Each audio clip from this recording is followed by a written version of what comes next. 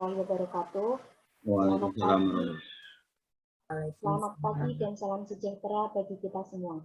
Perkenalkan, nama saya Rifatul Jana selaku MC pada acara webinar sertifikasi halal bagi UMKM menuju kebangkitan industri kecil Indonesia series ketiga. Yang kami hormati Ketua Pusat Kajian Halal Universitas Diponegoro, Profesor Dr. Widayat SPMT, dan yang kami hormati Sekretaris Pusat Kajian Halal Universitas Diponegoro, Profesor Insinyur Triwinarni MSc PhD, dan yang kami hormati pembicara pada pagi hari ini, yaitu Dr. Andes Adisan ZN MSc, Bapak Nuryanto SGG Magister Gizi, serta Bapak Sularjeka STMP selaku moderator pada pagi hari ini. Selamat datang kepada seluruh pembicara dan peserta pada webinar sertifikasi halal bagi UMKM menuju kebangkitan industri kecil Indonesia. Puji syukur marilah selalu kita panjatkan kehadirat Allah Subhanahu wa taala sehingga kita semua pada pagi hari ini dapat bergabung di forum Zoom untuk menghadiri acara webinar pangan halal dengan tema sertifikasi halal bagi UMKM menuju kebangkitan industri kecil Indonesia. Terima kasih kepada seluruh hadirin yang telah berkenan menghadiri acara ini sekaligus berpartisipasi secara aktif. Pada para hadirin sekalian, adapun rangkaian susunan acara ini adalah sebagai berikut. Yang pertama, pembukaan dan dilanjutkan dengan menyanyikan lagu Indonesia Raya. Yang kedua, sambutan oleh Sekretaris Pusat Kajian Halal Universitas Diponegoro, Profesor Insinyur Triwinarni MSc PhD. Dilanjutkan oleh pembicara pertama Dr. Andes Adisan ZN MSc, dan kemudian dilanjutkan kepada pembicara kedua Profesor Dr. Widayat SPMT, dan dilanjutkan oleh pembicara ketiga Bapak Nuryanto SGZN Gizi sebagai pembicara ketiga, dan dilanjutkan dengan diskusi interaktif yang akan dipandu oleh Dr. Sularjeka SPMT, dan yang terakhir adalah penutup. Hadirin yang berbahagia, kita memasuki acara yang pertama, yaitu pembukaan. Marilah kita buka acara ini dengan membaca basmalah. Bismillahirrahmanirrahim. Bismillahirrahmanirrahim. Selanjutnya dilanjutkan dengan menyanyikan lagu Indonesia Raya. Kepada pembicara dan seluruh peserta dipersilahkan untuk menyalakan kamera.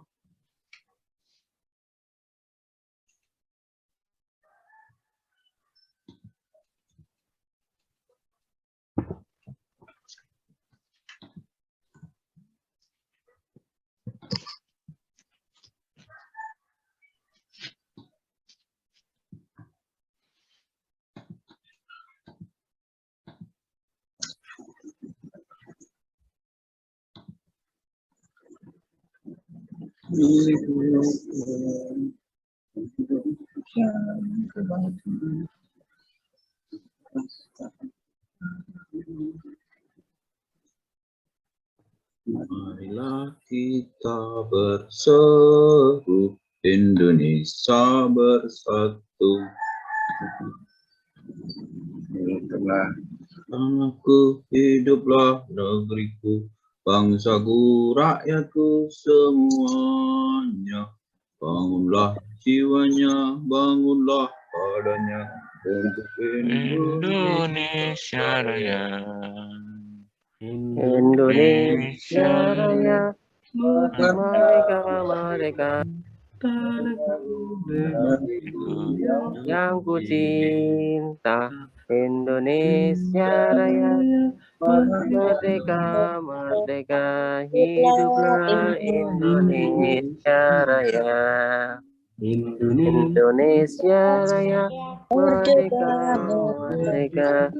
Tanahku, negeriku yang ku cinta, Indonesia Raya, merdeka, merdeka. Hiduplah Indonesia Raya.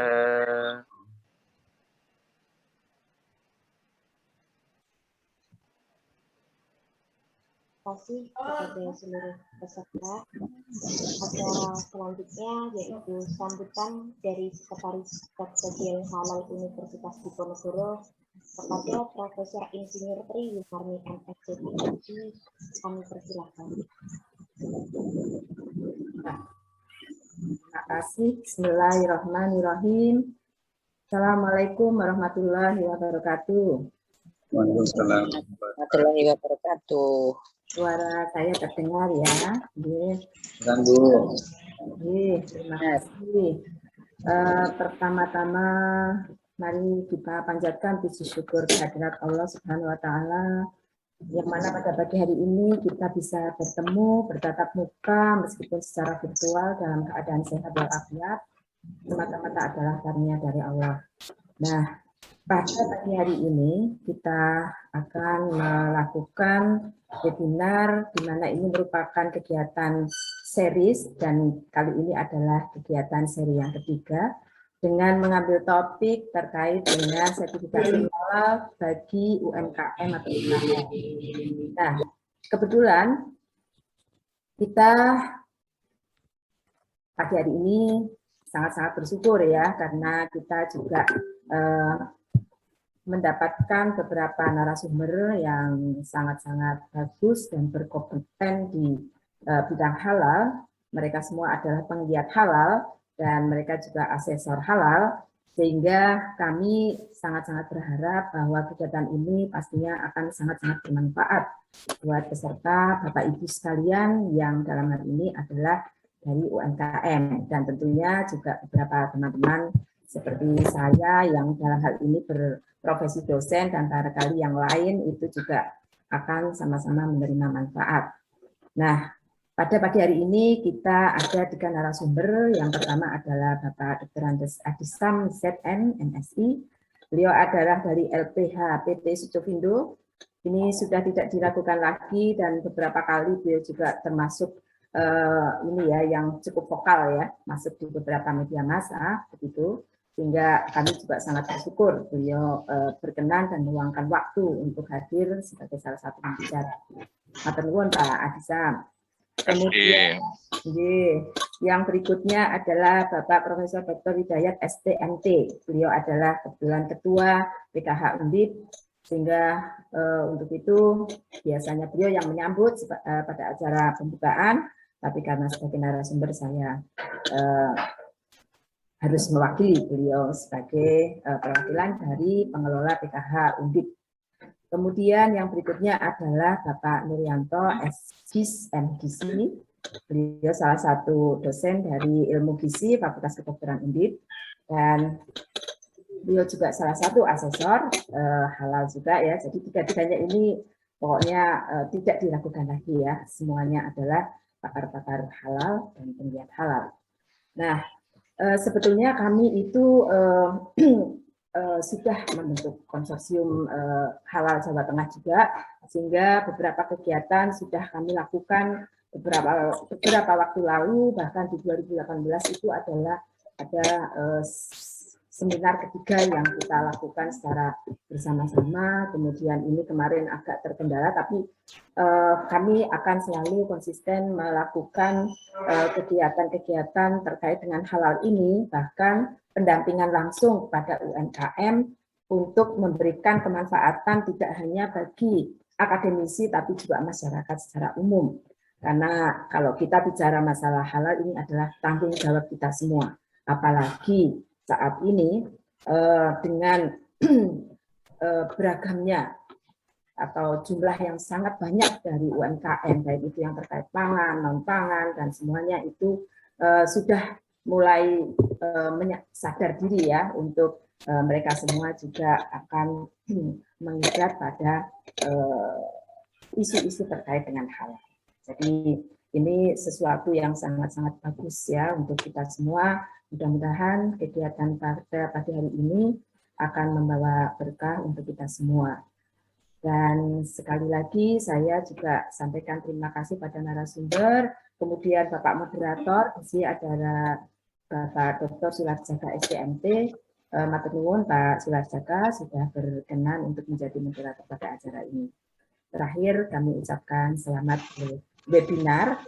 Semoga Bapak Ibu semua, terutama para peserta, mendapatkan sesuatu yang sangat bermanfaat dari apa yang Bapak Ibu lakukan pada kali ini. Tidak panjang kata, akhirul kalam. Wassalamualaikum warahmatullahi wabarakatuh.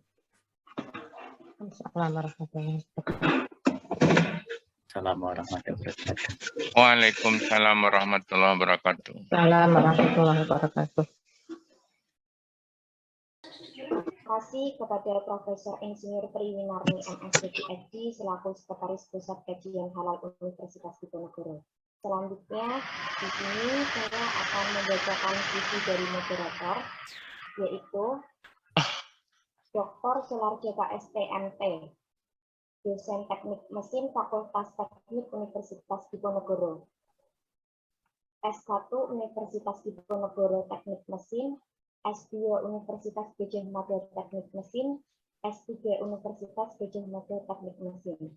Pengalaman reviewer dan asesor, beliau menjadi asesor IADEE 2017 sampai sekarang, reviewer penelitian Risk-Profile PBP, Insight Reviewer pada beberapa jurnal terindeks Scopus.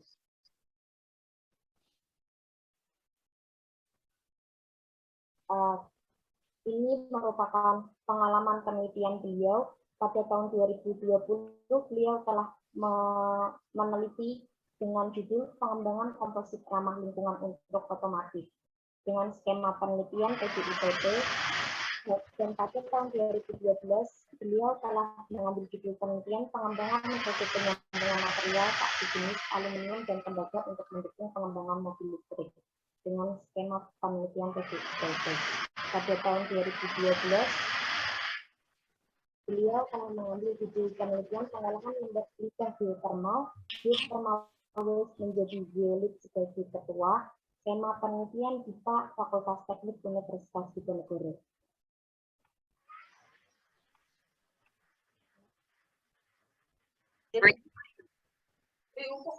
Selanjutnya, pada tahun 2016, beliau telah mengambil judul pengabdian kepada masyarakat, kelompok usaha kritik tempe Desa Wonoloko, Kecamatan Lijin, Kota Semarang, Jawa Tengah, dengan sumber dana hibah pengabdian dikti. Dan pada tahun 2012, beliau telah mengambil judul pengabdian, pengenalan dan pelatihan metode pengolahan atau recycle limbah aluminium menjadi usaha kreatif untuk penggiat bank sampah di Kota Semarang, dengan sumber dana PNBP Fakultas Teknik. Dan pada tahun 2011, beliau telah mengambil judul pengabdian kepada masyarakat, sosialisasi persiapan uji kompetensi sertifikat KC dengan pendanaan sumber dana dari PNBP Fakultas Teknik. Kepada Bapak Dr. Sularjeka STMT, kami persilakan.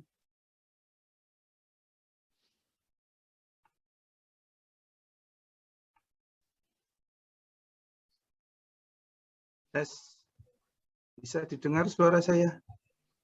Bisa, Bapak. Bisa. Oke. Baik. Assalamualaikum warahmatullahi wabarakatuh. Selamat pagi semuanya. Terima kasih atas kehadirannya Bapak narasumber pada kegiatan webinar hari ini. Terima kasih juga atas kehadiran Prof. Tri, beliau Sekretaris PKH Undip sekaligus Dekan FPIK. Di antara kesibukan beliau yang sangat luar biasa masih menyempatkan bergabung di sini. Terima kasih telah memberikan sambutan tadi. Baik,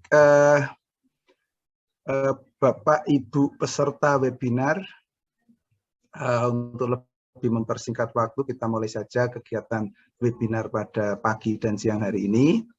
Telah hadir bersama kita para narasumber. Yang pertama adalah Bapak Dr. Andes Adisam, ZN MSI MBA. Beliau adalah Kepala Unit Halal, Senior Lead Asesor, Senior Lead Auditor Halal. Di tengah kita telah hadir juga Prof. Hidayat.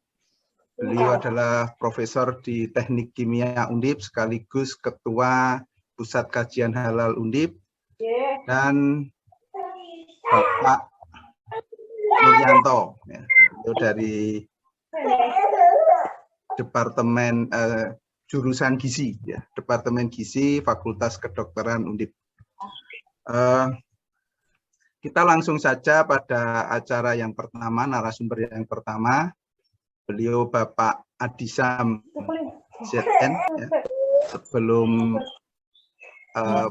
Pak Adisam menyampaikan materinya, sekilas saya akan bacakan CV beliau.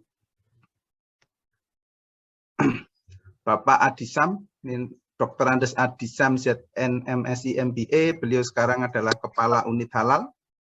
Sekaligus beliau berprofesi sebagai Senior Lead Assessor dan Senior Lead Auditor Halal. Beliau menyelesaikan pendidikan sarjana kimia dari FMIPA Universitas Andalas, kemudian juga menyelesaikan program pasca sarjana kimia dari FMIPA UI, dan beliau juga meraih gelar Master Business Administration dari UGM. Beliau sudah berpengalaman 25 tahun lebih ini ya, sebagai auditor maupun asesor, sekaligus juga sebagai tim perumus beberapa standar ini, SNI, ya, jadi SAKNI auditor halal dan sebagainya. Jadi beliau memang sangat ahli di bidang halal. Terima kasih Pak Adisam sudah bergabung dan berkenan menjadi narasumber. Kita menginjak langsung saja pada paparan yang pertama. Pak Adisam, monggo saya persilahkan. Waktu Bapak ini 1 jam. Nanti bagi Ibu Bapak peserta, apabila ada yang mau ditanyakan, ditulis saja di chat box ya. Dari siapa, nanti pertanyaannya apa. Nanti di sesi diskusi saya akan bacakan pertanyaan tersebut untuk ditanggapi para narasumber. Pak Adisam, kami persilahkan, ini screen dan waktunya, monggo.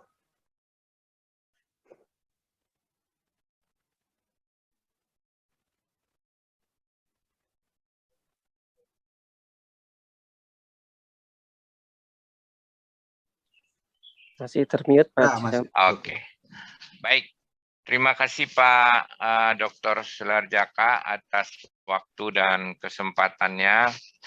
Mohon izin Bapak dan Ibu semuanya, saya masih memakai masker karena di dalam ruangan.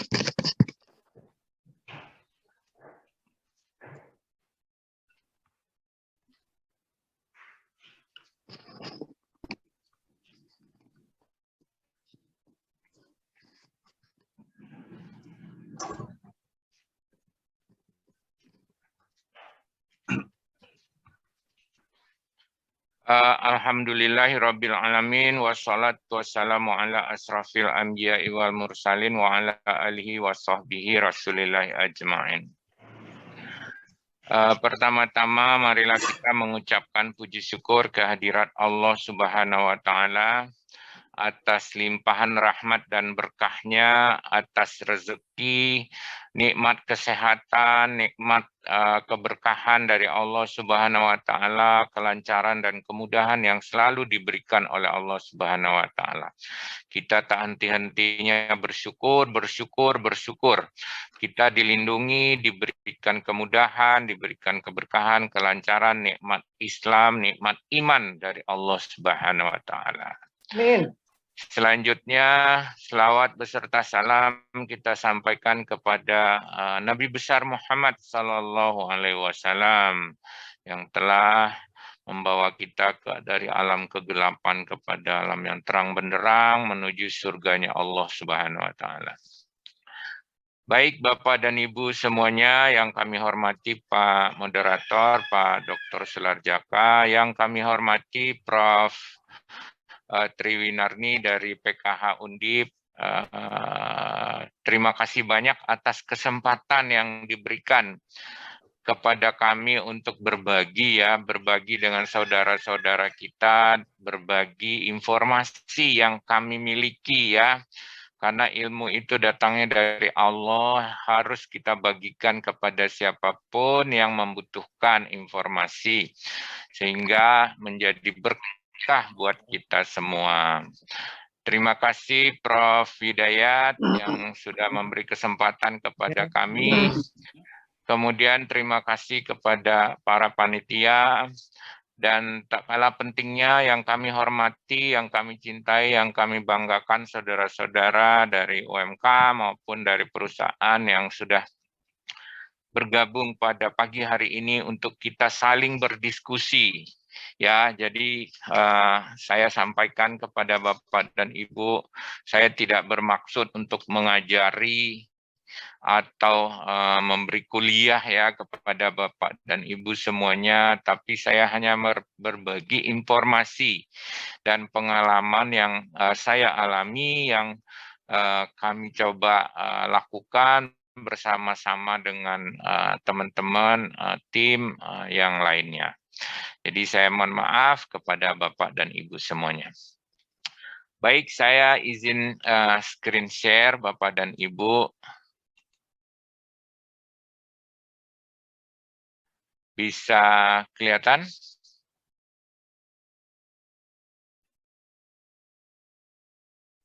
Bisa, Kelihatan Pak. nggak? Bisa, Oke. bisa. Monggo. Saya- Biasa.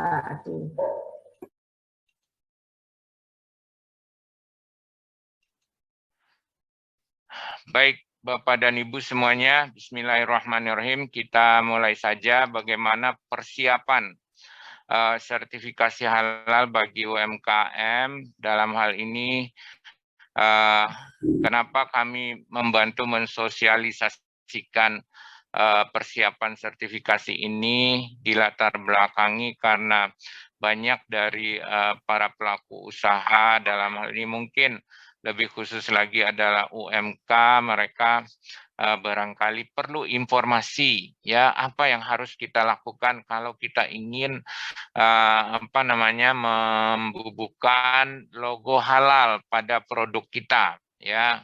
Kalau kita ingin mendapatkan sertifikat halal, kemudian kita ingin membubuhkan logo ya, logo halal yang sekarang itu adalah logo yang dari MUI, itu yang masih berlaku. Itu gimana caranya? Persiapannya apa yang harus kita lakukan? Nah, untuk itu saya coba berbagi dengan Bapak dan Ibu semuanya.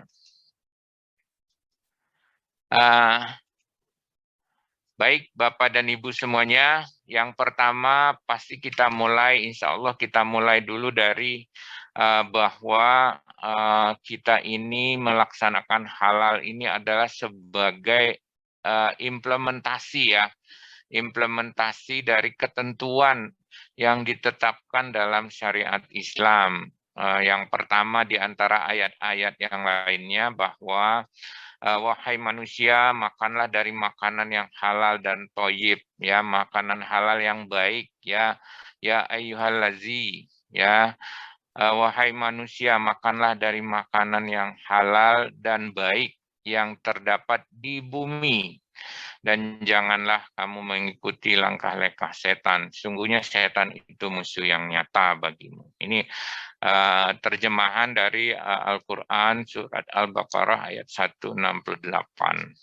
Nah, di samping ketentuan-ketentuan yang lain, ketentuan ini meminta ya, mewajibkan kepada kita agar kita ini manusia itu memakan makanan yang halal dan thayyib.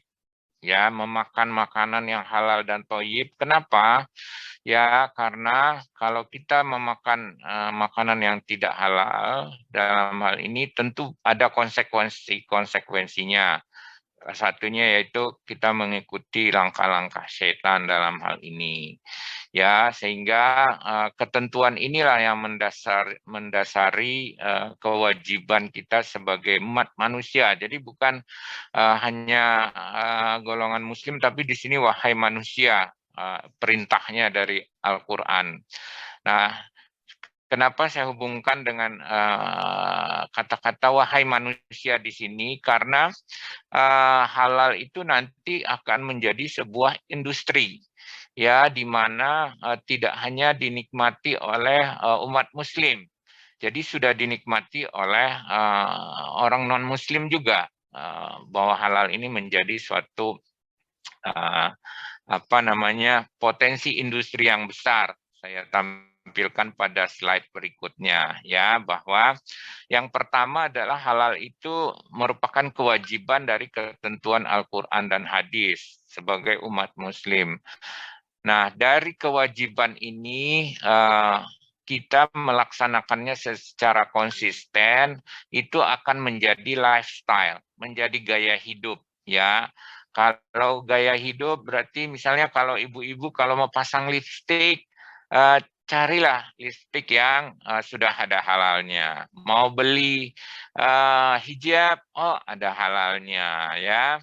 Mau masuk ke restoran, oh ada halalnya. Jadi semua menjadi lifestyle ya kalau itu sudah melekat dalam kehidupan personal sehingga itu menjadi lifestyle.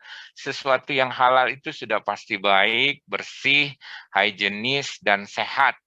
Sehingga konsumsi sesuatu yang halal itu dapat dipastikan berdampak pada hal-hal yang baik ya.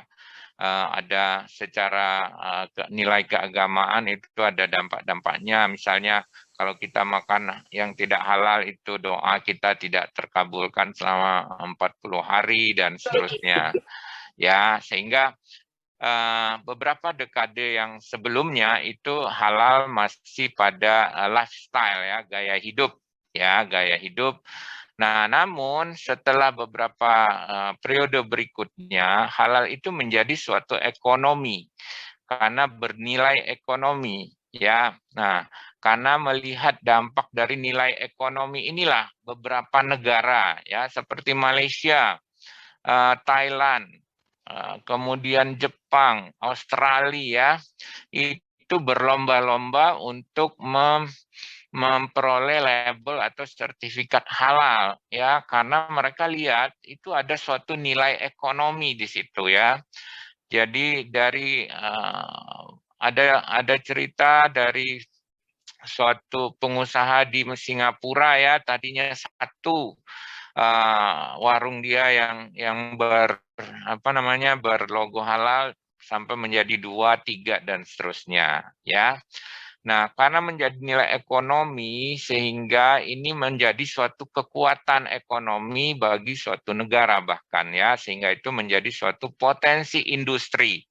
Ya, sehingga Bapak dan Ibu, halal itu tidak lagi hanya sebatas religius ya, tapi udah menjadi suatu industri ya. Bayangkan negara Thailand itu memberikan tagline atau dia menjadi dapur halal dunia. Jadi orang-orang kalau mau masak itu masaknya ke Thailand kalau mencari dapur yang halal gitu ininya. Nah, itulah keberkahan halal ini menjadi suatu industri bagi suatu negara yang tidak hanya dinikmati oleh masyarakat muslim tetapi juga dinikmati oleh negara-negara yang superpower. Bayangkan itu eksportir daging terbesar dari Brazil itu ke beberapa negara itu adalah negara yang muslimnya minoritas di situ. Nah, dari sinilah Bapak dan Ibu para UMK, peluang-peluang industri ke depan insya Allah ini akan semakin banyak dan semakin besar. Dasar inilah sehingga para UMK harus melihat bahwa halal itu suatu industri yang bisa menjadi nilai ekonomi, ya, nilai ekonomi sehingga akhirnya akan mempunyai dampak pada ekonomi. Pertama tentu ekonomi keluarga, seterusnya bagi ekonomi Indonesia. Dalam hal ini Indonesia sudah menetapkan kebijakan bahwa akan menjadi produsen halal dunia. Nah, produsen halal dunia kalau nggak ada siapa yang akan memproduksi, kan nggak mungkin. Sehingga perlulah para UMK, industri besar pun menjadi produsen-produsen halal dunia. Ya, Bapak dan Ibu. Inilah dasarnya latar belakangnya, tinjauan, sehingga Bapak dan Ibu bersemangat untuk terus meningkatkan standarisasi termasuk halal bagi produk Bapak dan Ibu semuanya. Nah, untuk itu apa sih manfaatnya? Kalau kita lihat suatu produk itu harus HAM, ya, memenuhi persyaratan HAM. Jadi bukan hak asasi manusia saja, ya. Kalau biasanya orang cari produk tuh aman, mutu, aman dan bermutu, kemudian halalnya di belakang, AMH. Semestinya halal dulu. Halal dulu, otomatis kalau sudah halal tentu akan toyib, ya, toyib, sehingga halal, aman dan bermutu. Makanya saya balik istilahnya, ya, HAM. Produk itu harus memenuhi HAM juga, ya, halal, aman, bermutu. Apa manfaatnya HAM ini? Ya, produk itu suatu produk apabila memenuhi persyaratan HAM, dia akan mampu mengakses pasar, ya, Bapak dan Ibu, karena kebutuhan standar itu sudah termasuk halal itu diperlukan nanti pada Bapak dan Ibu itu akan menjual produknya di pasaran. Kemudian tentu sesuai standar, ya, karena sudah memenuhi persyaratan halal, aman dan bermutu. Selanjutnya, tentu Bapak dan Ibu kalau sudah halal dan standar itu akan mematuhi regulasi-regulasi mengenai pangan maupun mengenai halal. Sehingga akan meningkatkan kepercayaan konsumen, ya, dan akhirnya Bapak dan Ibu akan mempunyai nilai jual apabila produk Bapak dan Ibu memenuhi persyaratan HAM, yaitu halal, aman dan bermutu. Ya, halal, aman dan bermutu. Insya Allah, mudah-mudahan. Nah, saya coba share bagaimana proses sertifikasi yang ada saat ini yang Bapak dan Ibu harus siapkan. Bisa kelihatan, ya, mudah-mudahan tidak terlalu kecil. Jadi yang pertama adalah pelaku usaha harus memahami dan menyiapkan persyaratan-persyaratan, ya. Ada 8 persyaratan yang harus Bapak dan Ibu siapkan dulu. Untuk yang pertama adalah surat permohonan, kemudian yang kedua formulir pendaftaran, yang ketiga salinan surat izin usaha, yang keempat salinan surat penetapan penyelia halal, yang kelima nama dan jenis produk, yang keenam nama produk dan bahan yang digunakan, kemudian yang ketujuh adalah proses pengolahannya, yang kedelapan baru dokumen SJPH atau sistem jaminan produk halal. Nah, apabila Bapak dan Ibu sudah lengkap, nanti baik yang Bapak dan Ibu akan ikut program mandiri, dalam hal ini berbayar sendiri, maupun yang ada fasilitasi dari berbagai institusi, dari dinas, dari BPJPH, ataupun dari Bank Indonesia, banyak sekali fasilitasi industri, fasilitasi bagi UMK untuk menerima fasilitas sertifikasi, pembiayaan sertifikasi. Nah, dari situ Bapak dan Ibu nanti mendaftar di ptsp.halal.go.id. Ini PTSP-nya nyambung, ya, Bapak dan Ibu semuanya. Nah, di sini Bapak Ibu nanti harus memilih dan melengkapi dokumen yang ini, ya. Jadi Bapak dan Ibu nanti mengupload dokumen ini, kemudian memilih siapa lembaga pemeriksa halalnya, ya. Kemudian setelah Bapak melengkapi dan memilih, nanti BPJPH akan memverifikasi dokumen Bapak dan Ibu semuanya apakah sudah lengkap. Kalau sudah lengkap, itu masuk kepada poin nomor 4, Bapak dan Ibu akan bisa mengupload atau mencetak surat tanda terima dokumen. Kemudian nanti langsung akan mendaftar ke LPH. Dan LPH juga sudah mengetahui itu kalau Bapak dan Ibu sudah memilih. Ya, kuncinya adalah kalau Bapak dan Ibu sudah memilih LPH, nanti akan masuk ke LPH yang Bapak dan Ibu tuju. Ya, setelah itu pendaftaran. Nah, insya Allah sebentar lagi akan ada integrasi antara ptsp.halal.go.id dengan halal.sukovindo.co.id. Ya, selanjutnya dokumen itu diaudit oleh LPH. Dalam ini mohon di-mute.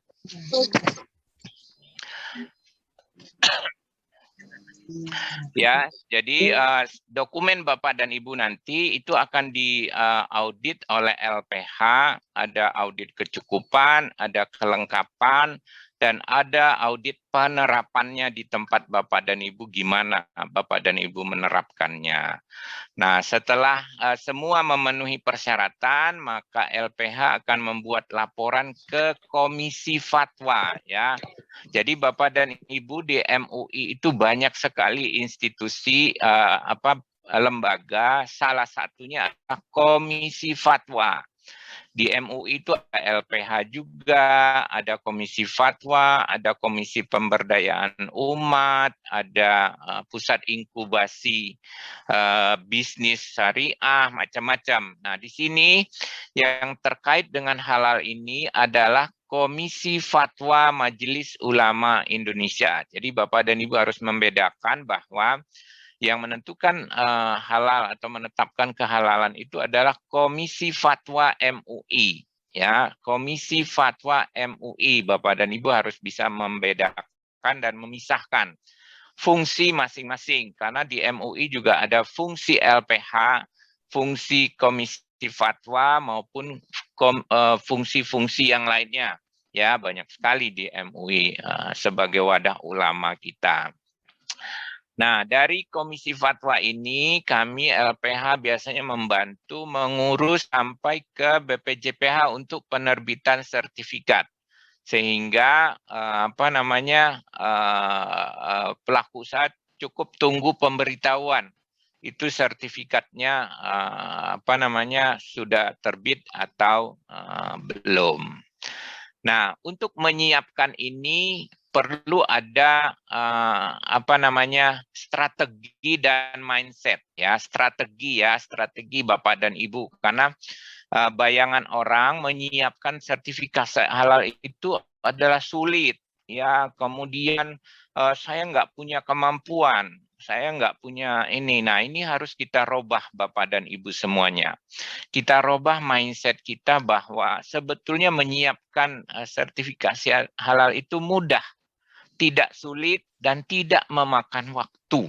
Ya, yang penting Bapak dan Ibu mindset-nya atau pola pikirnya mudah, saya mampu melakukannya, memiliki sumber daya, yaitu Ibu, Bapak sebagai pemilik usaha. Ya, Bapak perlu dukungan apa? Yang perlu dukungan adalah kertas, pulpen, ya. Kemudian kalau Bapak dan Ibu punya komputer bisa, punya kuota, ya. Ininya, saya yakin Bapak dan Ibu punya kemampuan untuk itu. Sehingga Bapak dan Ibu dengan mengurus sertifikasi halal ini, insya Allah ekonomi kita akan menjadi meningkat dan sejahtera. Namun itu saja tidak cukup, Bapak dan Ibu perlu komitmen. Ya, perlu komitmen, dalam hal ini harus diteguhkan di dalam hati kita para UMK, Bapak dan Ibu, bahwa kita berkomitmen untuk menyelesaikan persiapan dan sertifikasi ini dalam jangka waktu berapa lama, ya, misalnya sebulan atau 2 minggu atau seminggu, sehingga Bapak dan Ibu perlu ada target yang jelas. Saya melakukan persiapan sertifikasi halal dalam waktu 2 minggu, itu insya Allah bisa. Ininya, yang penting Bapak dan Ibu kita niatkan bahwa Bapak dan Ibu persiapan sertifikasi halal itu mudah, tidak sulit. Mudah dalam arti ini bukan dimudah-mudahkan, ya, memang mudah, memang tidak ada kesulitan sebetulnya yang perlu kita khawatirkan, ya, Bapak dan Ibu semuanya. Kita lanjutkan. Nah, baru kita lihat kerangka dasar persiapan proses produk halal. Nah, yang pertama adalah Bapak dan Ibu, yaitu komitmen dan tanggung jawab. Ini dasar dari sistem jaminan produk halal. SJPH berdasarkan keputusan Kepala Badan Penyelenggara Jaminan Produk Halal. Ya, di mana-mana Bapak dan Ibu, kalau Bapak dan Ibu misalnya mau cari calon mantu misalnya, tentu yang punya komitmen, ya. Jadi komitmen dan bertanggung jawab. Jadi yang pertama, apapun itu masalah itu, kita pasti tanyakan bagaimana komitmen dan tanggung jawab Bapak dan Ibu nanti untuk memproses produk halal ini agar konsisten, ya. Soalnya Bapak dan Ibu semuanya, para pelaku usaha, masa berlaku sertifikat halal saat ini adalah 4 tahun. 4 tahun itu Bapak dan Ibu pengawasannya sangat bergantung kepada komitmen dan tanggung jawab Bapak dan Ibu semuanya.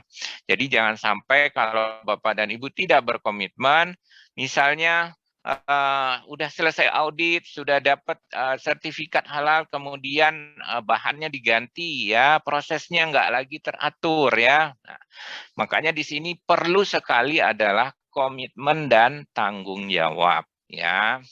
Nah, apa isi komitmen itu? Yaitu adalah nanti ada kebijakan halal, ada mengenai tim manajemen halal, ada pembinaan sumber daya, pelatihan, dan seterusnya. Bapak dan Ibu harus memiliki komitmen dan tanggung jawab di situ. Nah, setelah itu Bapak dan Ibu ini yang sehari-hari sudah Bapak dan Ibu lakukan, yaitu bagaimana proses produksi halal yang Bapak dan Ibu lakukan. Jadi Bapak dan Ibu yang pertama kan pasti membuat produk. Ya, produk apa sih yang akan Bapak Ibu lakukan sertifikasi, ya? Misalnya Bapak dan Ibu mau mensertifikasi produk kopi bubuk, ya. Kita ambil misal contohnya kopi bubuk, berarti produknya adalah kopi bubuk yang dikemas dengan merek merek tertentu, dalam kemasan tertentu, ada label tertentu. Nah, di situ Bapak dan Ibu sudah mengetahui, oh produk ini yang akan saya sertifikasi, ya. Nah, setelah itu Bapak dan Ibu kan tahu bahannya apa aja, ya. Karena itu tadi produk itu ada persyaratannya, Bu. Produk itu namanya nggak boleh mengarah ke yang di luar syariat, ya. Kemudian bentuk kemasannya tidak ada boleh yang membuat gambar yang porno, ya, dan segala macamnya. Nah, itu ada persyaratan-persyaratan produknya. Hanya itu aja yang Bapak dan Ibu harus perhatikan. Bentuk, gambar, ya, bau, dan seterusnya. Itu ada persyaratannya, persyaratan produk, ya. Nah, dari situ Bapak dan Ibu akan menelaah bahannya apa yang Bapak dan Ibu gunakan, ya. Ada bahannya tadi kalau kopi bubuk adalah berarti kopi biji, ya, kopi biji, ya, berarti bahannya kopi aja, ya. Kalau Bapak dan Ibu nanti ada tambahan kopi rasa stroberi, berarti ada perisa stroberi di dalamnya. Itu adalah bahan. Di sini ada, halo, mohon di-mute dulu, Bu. Oke. Nah, bahan di sini adalah bahan yang digunakan untuk membuat produk. Itu saja yang Bapak dan Ibu nanti harus identifikasi. Ya, bahannya apa? Tadi kalau kopi bubuk pasti bahannya kopi biji. Kemudian kalau kopi rasa stroberi misalnya itu ada perisa. Ya, nah setelah itu Bapak dan Ibu harus mengetahui prosesnya bagaimana. Ya, prosesnya. Misalnya dari petani, Ibu beli kopi dari petani. Ya, dari petani itu kemudian dipilah-pilah berdasarkan ukuran, ya, kematangan dan seterusnya. Itu sudah proses produk halal. Bagaimana Bapak dan Ibu memproses produknya? Ya, jadi setelah kopi kita beli di pasar misalnya, ya, kemudian kita bersihkan, ya, itu adalah alur proses, ya. Kita bersihkan, kemudian kita keringkan. Nah, pada saat kita mengeringkan itu nanti Bapak dan Ibu harus kita lihat. Misalnya Bapak dan Ibu mengeringkannya ada di depan rumah saja, ya. Ternyata di depan rumahnya itu belum ada pagar misalnya. Itu pernah ada kejadian, sudah diaudit, kemudian dicek oleh Komisi Fatwa, ternyata penjemurannya hanya di tanah aja, ya, di tanah, di lapangan itu tidak ada pagar, ya.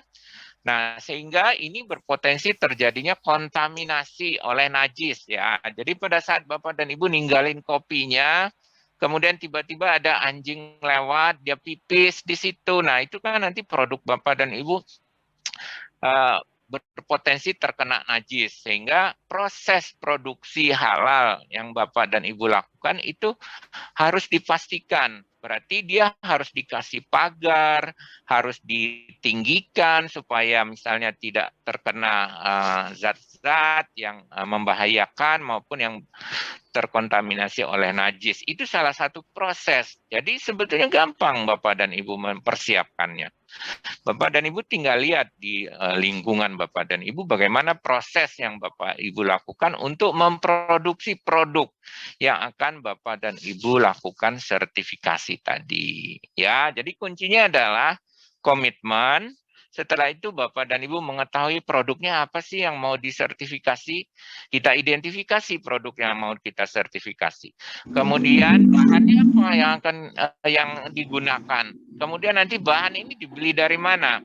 Ya, sumber bahan. Nanti ada sumber bahan hewani, sumber bahan nabati, tergantung produk Bapak dan Ibu semuanya. Ya, kemudian baru dilihat prosesnya. Prosesnya itu bagaimana Bapak dan Ibu memprosesnya sampai dia masuk ke dalam kemasan, kemudian didistribusikan.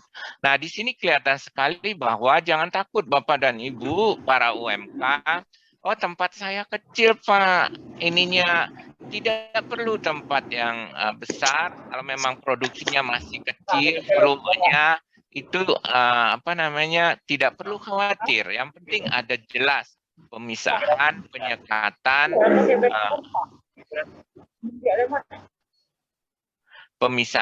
penyekatan maupun pemastian bahwa proses produksi Bapak dan Ibu itu tidak terjadi kontaminasi melalui najis atau ketentuan-ketentuan yang ditetapkan oleh syariat Islam.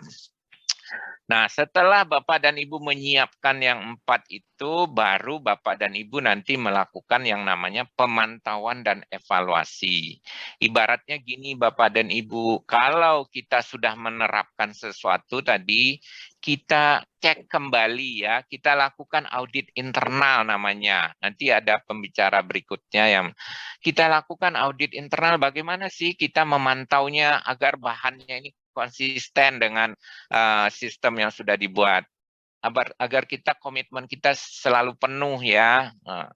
Kemudian produk kita agar selalu memenuhi persyaratan. Proses kita bagaimana, itulah yang namanya audit internal dalam hal ini, atau dan kaji ulang manajemen itu dalam rangka pemantauan dan evaluasi. Kalau yang berlaku saat ini adalah 11 kriteria, sebetulnya hampir mirip. Sekarang menurut SK Kepala BPJPH adalah 5 rukun sistem jaminan produk halal, yaitu komitmen dan tanggung jawab, ada bahan, ada proses, ada produk, kemudian ada pemantauan dan evaluasi. Sebetulnya hampir sama Bapak dan Ibu, cuman istilah dan tempatnya saja yang berbeda dengan SCH ya.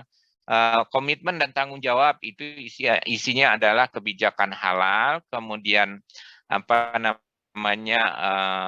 tim manajemen halal, kalau UMK itu penyelia halal, kemudian ada pembinaan sumber daya manusia, kemudian persyaratan bahan.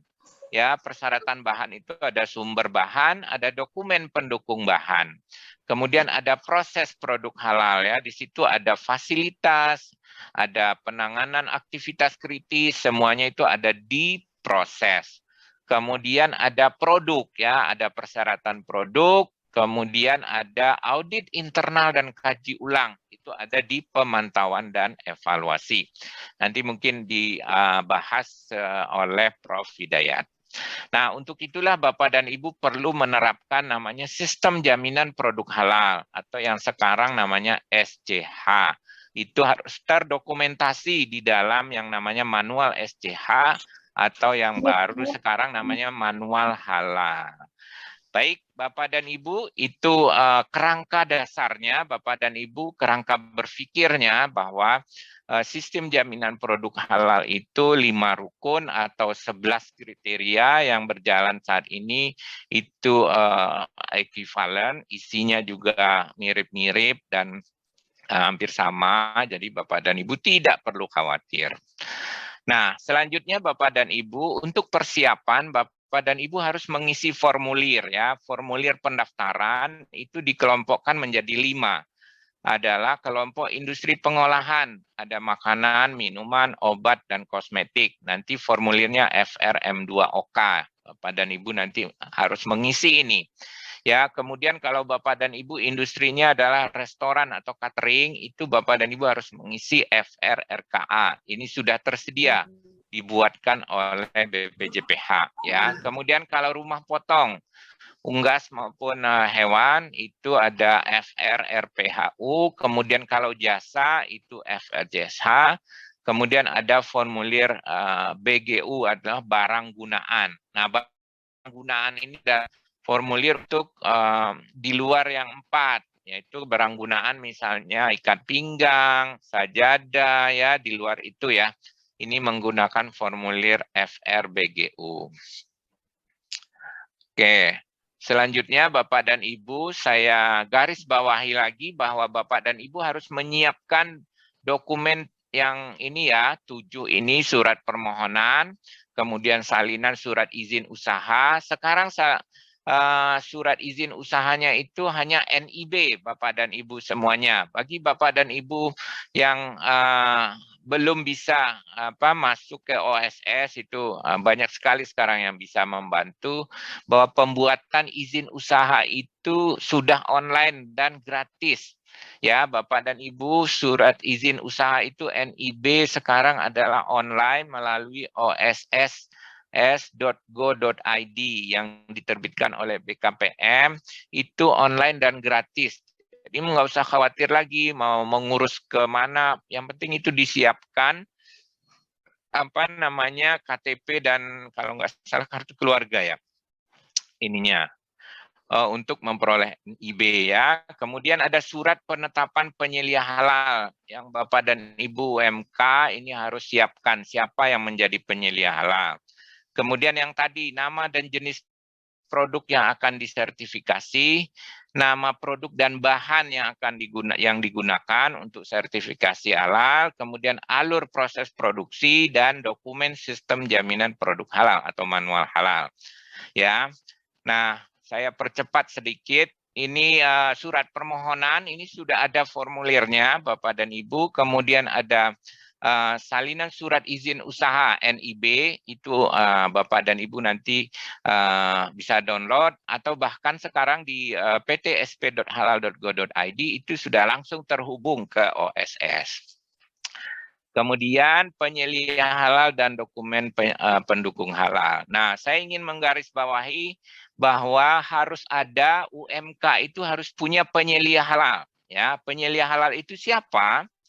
Penyelia halal adalah orang yang bertanggung jawab terhadap proses produk halal. Jadi penyelia halal ini adalah organ dari pelaku usaha. Ya, jadi penyelia halal itu dapat pemilik usaha itu sendiri. Jadi kalau Bapak dan Ibu yang punya usaha, Bapak dan Ibu bisa menjadi penyelia halal. Tinggal Bapak dan Ibu nanti ikut pembekalan atau pelatihan penyelia halal bagi pelaku usaha UMK.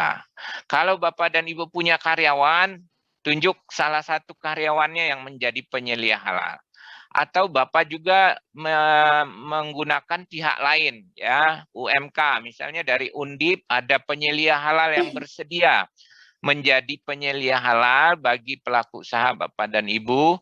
Nah, itu bisa digunakan sebagai penyelia halal, sehingga Bapak dan Ibu sekarang banyak sekali kemudahan, ya, sehingga Bapak dan Ibu boleh menjadi penyelia sendiri atau karyawannya atau fasilitasi atau fasilitator dari berbagai komunitas maupun perguruan tinggi ya, salah satunya dari PKH Undip itu bisa menjadi penyelia halal bagi UMK, sehingga akan membantu Bapak dan Ibu nanti membuatkan atau mengurus dokumen ya. Nah, di sini apa aja tugas penyelia halal? Mengawasi PPH, menentukan tindakan perbaikan, mengkoordinasikan proses, mendampingi auditor pada saat pemeriksaan. Ya, syaratnya penyelia halal itu yang utama syaratnya adalah Muslim. Ya, Bapak dan Ibu, penyelia halal harus beragama Islam, kemudian memiliki wawasan dan pemahaman syariat tentang kehalalan. Ini bisa diperoleh melalui pelatihan. Cuman bedanya dengan pelaku usaha menengah besar bahwa penyelia halalnya harus mengikuti uji kompetensi Bapak dan Ibu semuanya ya. Kalau penyelia halalnya harus mengikuti uji kompetensi. Sementara kalau penyelia halal UMK itu cukup mengikuti pelatihan saja ya. Itu sesuai dengan PP 39 Bapak dan Ibu. Jadi ada sandarannya. Jadi Bapak dan Ibu nggak perlu khawatir, penyelia halal dari UMK tidak perlu uji kompetensi, tapi cukup mengikuti pelatihan dan BIMTEK dari berbagai institusi. Oke, selanjutnya Bapak dan Ibu tadi saya sudah sampaikan menyiapkan nama dan jenis produk. Ya, nama produk yang akan Bapak Ibu sertifikasi apa? Ya, ditulis semuanya ya. Misalnya tadi ada kaldu ayam, rasa ini, rasa apa, macam-macam ya. Kemudian misalnya jual, kalau bakery itu banyak sekali, ada brownies, ada berbagai macam jenis ya. Jadi nanti Bapak dan Ibu harus perhatikan kelompok produknya ya, karena sertifikasi halal itu berdasarkan kelompok produk ya. Kelompok produk itu maksudnya kelompok misalnya bakery, kemudian daging dan produk olahannya, ikan dan produk olahannya, kemudian ada snack ya. Nah, itu ada SK Keputusan Menteri Agama nomor 464. Oke. Selanjutnya Bapak dan Ibu menyiapkan nama produk dan bahan. Itu Bapak dan Ibu tinggal isi saja, sudah ada kolomnya Bapak dan Ibu. Kalau Bapak dan Ibu nggak bisa Excel, itu ada contohnya ya, ada contoh formulir nama produk dan bahan. Bapak dan Ibu tinggal tulis kalau tidak ada komputer. Nanti bisa dibantu oleh LPH menginput kepada si halal. Atau pusat kajian halal juga bisa membantu. Selanjutnya baru Bapak dan Ibu telusuri. Misalnya di sini Bapak dan Ibu akan membuat keripik balado pedas, keripik balado manis ya, keripik balado hijau ya, keripik balado ori. Nah, bahannya itu ada singkong segar, cabai merah segar ya, garam, gula pasir, minyak goreng. Nah, ini bahan-bahan yang akan Ibu gunakan. Nah, itulah nanti yang akan ditulis dan akan diperiksa oleh auditor pada saat mereka datang ke lokasi produksi Bapak dan Ibu semuanya. Nah, dari situ Bapak harus telusuri, misalnya singkong. Singkong itu bahan baku utama, belinya dari siapa? Dari petani. Ya, kalau ada yang impor, ditulis negara impornya. Tapi kalau dalam negeri, ya berarti ditulis dalam negeri. Karena sekarang banyak juga ada singkong nggak yang impor. Ya, mudah-mudahan belum ada ya. Singkong masih pakaian dalam negeri ya. Karena ikan pun banyak sekarang yang udah import ya. Nah, kemudian suppliernya dari pedagang pasar ya. Nah, karena ini tidak kritis, tidak perlu sertifikat halal ya. Nah, ini barangkali hanya yang perlu Bapak dan Ibu teliti untuk produk yang akan Bapak dan Ibu sertifikasi. Itu persiapan yang Bapak dan Ibu akan lakukan. Nah, kalau ini sudah lengkap, ini sudah hampir 70% siap untuk mengupload di ptsp.halal.go.id. Selanjutnya Bapak dan Ibu harus membuat alur proses produksi ya. Tadi misalnya kalau buat keripik singkong mulai dari singkongnya dibeli ya, kemudian pemilihan singkongnya yang seberapa, gimana, apa yang perlu diperhatikan ya. Setelah itu singkongnya dibersihkan. Apa yang perlu diperhatikan dari sisi kehalalan maupun mutu dan keamanan.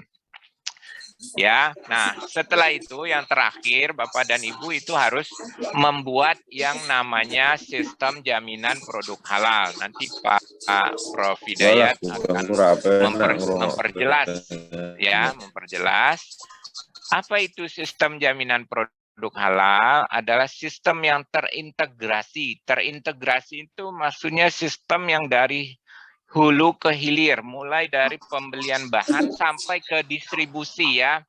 Kemudian sistem itu disusun. Jadi Ibu nulis-nulis ya, nyusun, nulis-nulis, nanti kemudian diterapkan ya, diterapkan, kemudian dipelihara. Bagaimana mengatur bahan, bagaimana mengatur proses produksi halal, bagaimana mengatur produk nanti ya, kemudian sumber daya dan prosedur yang telah dibuat dalam rangka kesinambungan proses produksi. Jadi untuk konsistensi perlu sistem, ya, perlu guideline, perlu pedoman supaya konsisten karena masa berlakunya cukup lama, 4 tahun sertifikat halal yang Bapak dan Ibu miliki. Nah, SCPH ini berlaku untuk segala macam jenis industri, baik industri kecil, mikro, menengah, besar, semua jenis produk itu dapat diterapkan, kemudian mengatur mulai dari pembelian bahan sampai kepada penyajian kalau itu restoran dan seterusnya agar sesuai penanganannya sesuai syariat Islam. Nah, selanjutnya adalah Bapak dan Ibu, ini 5 kriterianya yang Bapak dan Ibu 5 rukun, ada komitmen dan tanggung jawab, ada bahan, ada proses produk halal, ada produk, kemudian ada pemantauan dan evaluasi. Intinya 5 kriteria ini. Kemudian apa isi manualnya? Ya isinya seperti ini contohnya, Bapak dan Ibu bisa lihat template kalau sudah ada. Selanjutnya, Bapak dan Ibu apa yang harus Bapak dan Ibu lakukan? Implementasinya yang pertama Bapak dan Ibu menunjuk penyelia halal. Ya, kemudian yang kedua mengikutkan penyedia halal dalam BIMTEK atau pelatihan. Setelah itu Bapak dan Ibu menetapkan kebijakan halal. Itu ada contohnya.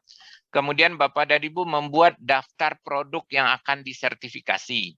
Selanjutnya verifikasi produknya, apakah gambarnya sesuai persyaratannya atau ketentuan-ketentuan dari syariat. Menurut fatwa MUI itu gimana ketentuan produknya, itu nanti ada. Nah, selanjutnya adalah membuat daftar bahan. Ya, selanjutnya membuat matriks daftar bahan versus produk yang ada di depan. Selanjutnya Bapak dan Ibu menyiapkan dokumen pendukung. Selanjutnya Bapak dan Ibu menyiapkan di mana lokasi yang akan Bapak Ibu menjadi ruang lingkup sertifikasi. Alat yang menjadi ruang lingkup sertifikasi apa saja, fasilitasnya apa saja. Ya, selanjutnya Bapak dan Ibu membuat prosedur alur proses produksi, kemudian membuat manual, tadi manual SC atau manual halal. Nah, baru Bapak dan Ibu lakukan sosialisasi, menyiapkan bukti-bukti sosialisasi dalam artian sosialisasi itu pemberitahuan kepada karyawan Bapak dan Ibu atau pihak-pihak yang terlibat ya. Misalnya bisa juga memberitahukan ke tetangga ya. Bapak dan Ibu memproduksi tadi misalnya kopi bubuk, jemurnya di halaman. Di halamannya belum ada pagar misalnya, di sebelahnya memelihara anjing. Ya, nah kan ada potensi anjingnya bisa berangkat ke tempat Bapak dan Ibu. Nah, itu harus disosialisasikan. Kami dalam rangka memperoleh sertifikat halal ini harus memelihara agar proses tidak ada kontaminasi dari yang najis. Ya, selanjutnya Bapak dan Ibu melakukan pemantauan dan evaluasi melalui audit internal dan kaji ulang. Kalau ini sudah 15, Bapak dan Ibu tinggal menyiapkan surat permohonan, langsung buka komputer Bapak dan Ibu semuanya, buka klik ptsp.halal.go.id. Apabila Bapak dan Ibu nanti memilih LPH Sukovindo, maka silakan memberitahukan kepada halal.sukovindo.go.id. Bila sudah lengkap, nanti Bapak dan Ibu diaudit, Bapak dan Ibu tinggal memperbaiki kalau ada yang belum sesuai dan Bapak dan Ibu tinggal tunggu sertifikatnya. Ini jangka waktunya sesuai undang-undang yang saat ini adalah 22 hari sampai 32 hari. Ini insya Allah dengan peraturan yang baru ini mudah-mudahan akan lebih baik. Nah, untuk berikutnya ada program dari BPJPH yaitu fasilitasi sertifikat gratis. Ini belum di-launching secara resmi, tapi saya sudah mendapatkan pembekalan itu berdasarkan surat keputusan Kepala BPJPH nomor 77. Siapa saja yang bisa mendapat itu adalah ruang lingkupnya. Yang pertama adalah jalur reguler, ya. Fasilitas ini jalur reguler di mana yang dibiayai ada pembiayaan pemeriksaan, pembiayaan fatwa, dan penerbitan sertifikat halal. Kemudian yang kedua ini belum diterbitkan. Nah, persyaratannya yang saya sampaikan di depan tadi, ya. Kemudian yang mendapat fasilitas adalah usaha mikro dan kecil dengan definisi di mana mikro itu sesuai Undang-Undang Nomor 7 Tahun 2021. Baik Bapak dan Ibu, karena waktunya sudah lewat, saya cukupkan dulu. Nanti tambahan-tambahan informasinya kita laksanakan saat kita diskusi dengan Bapak dan Ibu semuanya. Mudah-mudahan Bapak dan Ibu tidak bosan mendengarkan ini karena ini barangkali sangat teknikal sehingga Bapak dan Ibu memang memerlukan kecermatan dan ketelitian untuk menyiapkan dokumen-dokumen sehingga Bapak dan Ibu lancar dalam memperoleh sertifikat halal. Mudah-mudahan dengan niat baik, niat ikhlas, ikhtiar, tawakal, mudah-mudahan insya Allah semuanya dimudahkan oleh Allah Subhanahu wa Ta'ala. Demikian Bapak dan Ibu untuk sementara karena saya dikasih waktu 1 jam. Jadi saya cukupkan dulu, nanti ada informasi berikutnya mungkin mengenai persyaratan, nanti saya coba share pada saat kita diskusi. Demikian, terima kasih Bapak dan Ibu semuanya, selamat pagi, wabillahi taufiq wal hidayah, wassalamualaikum warahmatullahi wabarakatuh. Mudah-mudahan bermanfaat bagi Bapak dan Ibu semuanya, para UMK, dan tak bosan-bosannya saya menyampaikan tetap semangat Bapak dan Ibu semuanya, kita berikhtiar untuk memperoleh rezeki dari Allah Subhanahu wa Ta'ala. Terima kasih. Assalamualaikum warahmatullahi wabarakatuh. Waktu kami kembalikan ke moderator. Baik, terima kasih, menarik sekali apa yang disampaikan Pak Adisam. Dan ini peserta sudah hampir 110 orang ini Pak. Alhamdulillah ini. Menarik sekali. Ini Pak Adisam masih punya sedikit waktu sebenarnya. Dan ada beberapa pertanyaan, jadi mungkin nanti supaya tidak menumpuk di belakang, kasihan masih ada 2 sesi, kalau nanti waktunya nggak cukup gitu, malah mungkin ada beberapa pertanyaan yang tidak terjawab. Jadi saya mohon izin, ini Pak Adisam di catatan saya masih punya waktu 5-10 menit, jadi kita mencoba menjawab beberapa pertanyaan yang sudah masuk saja nih Pak. Baik. Supaya nanti kalau numpuk di belakang saya khawatir nggak cukup waktu untuk menanggapi. Ya. Ya, jadi ini izin profit sekitar 5-10 menit ya. Ini nyicil karena sudah ada sekitar 6 pertanyaan ini, jadi kita cicil 1 atau 2 dulu gitu nggih Pak nggih? Ya. Baik.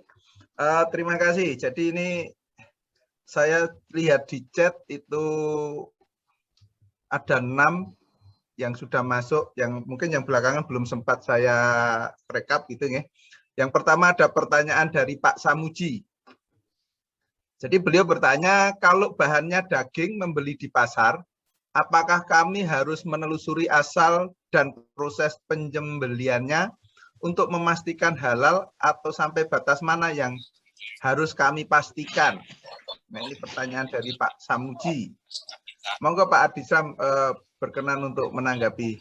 Baik, ini salah satu kewajiban dari Bapak dan Ibu pelaku usaha. Kalau Bapak dan Ibu misalnya membeli ayam, memang itu Bapak dan Ibu harus pastikan ya bagaimana cara menyembelih ayamnya misalnya, sehingga kalau mau lebih cepat Bapak dan Ibu beli ayam yang sudah memiliki sertifikat halal, ya itu biasanya ada dari RPH-nya, ada RPH yang sudah memiliki sertifikat halal itu ada. Jadi Bapak dan Ibu supaya waktunya mungkin terbatas, sehingga memilih adalah ayam atau daging yang sudah memiliki sertifikat halal.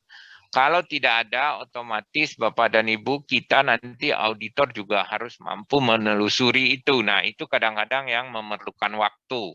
Jadi kalau sebaiknya di masing-masing pasar itu biasanya ada pedagang yang sudah kalau tidak salah saya sempat komunikasi juga dengan asosiasi pedagang pasar, itu ada yang namanya kios daging halal. Nah, saya nggak tahu di tempat Bapak dan Ibu ada. Kalau di DKI itu ada mereknya atau brandnya atau logonya, itu di pasar itu kios daging halal. Nah, itu sekarang lebih memudahkan Bapak dan Ibu. Jadi kita memang harus memastikan kalau kita beli daging misalnya, nah itu harus dipastikan sudah disembelih secara sesuai syariat atau tidak. Karena inilah pentingnya halal ini. Kalau belum disembelih berarti Bapak dan Ibu harus memastikan mencari yang sudah sesuai dengan persyaratan syariat, yaitu disembelih berdasarkan prosedur atau ketentuan syariat Islam. Itu Pak. Jadi harus dipastikan kalau membeli daging misalnya di pasar itu belilah yang sudah disembelih sesuai dengan syariat Islam. Salah satu caranya ya tentu yang sudah memiliki sertifikat halalnya. Itu. Nah, kalau tidak berarti kita harus menelusuri. Nah, ini yang kadang-kadang agak memerlukan waktu Bapak dan Ibu semuanya. Itu Pak moderator jawabannya. Langsung yang kedua atau gimana? Ini satu lagi nih, yang kedua Pak. Nanti sebelum ke pembicara berikutnya, ini dari Pak Sutarto. Apakah untuk mendapatkan sertifikasi halal diharuskan mencari izin edar dari Diskes atau BPOM? Oke, ini kayaknya nomor 2, 3 itu pertanyaannya langsung sama. Jadi biasanya paralel kalau kami, ya sebaiknya diurus juga, ya. Nah, untuk persyaratan halal yang diminta oleh PTSP.halal itu adalah NIB. Sementara izin edar itu bisa menyusul ininya, tapi di dalam formulir juga ada kalau yang sudah memiliki. Kalau saran saya diurus berbarengan aja ininya. Karena di sertifikasi halal yang di ptsp.halal.go yang diutamakan adalah NIB, namun izin edar juga. Nah, untuk sertifikasi sehati itu yang gratis sepertinya dipersyaratkan izin edar. Jadi Bapak dan Ibu mau tak mau nanti yang memiliki NIB dan izin edar, ya.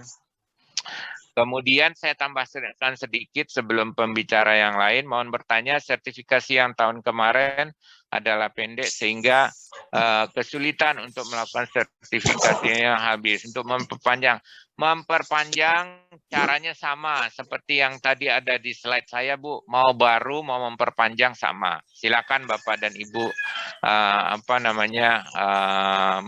mengurus sesuai alur proses yang tadi saya paparkan. Saya kira sudah saya jawab semua dari 1 sampai 4. Pak moderator, terima kasih.